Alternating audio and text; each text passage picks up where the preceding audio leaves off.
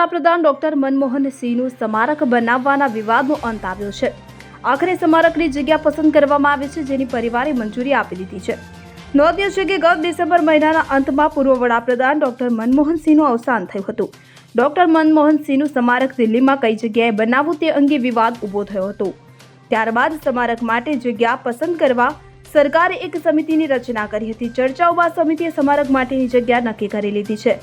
અહેવાલ મુજબ દિલ્હીમાં રાજઘાટ નજીક રાષ્ટ્રીય સ્મારક ખાતે મનમોહન સિંહનું સ્મારક બનાવવામાં આવશે।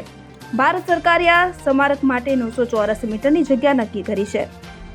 મનમોહન સિંહના પરિવારજનોએ પણ આ પ્રસ્તાવ સ્વીકારી લીધો છે। રાષ્ટ્રીય સ્મારકમાં ફક્ત 2 જગ્યાઓ ખાલી હતી।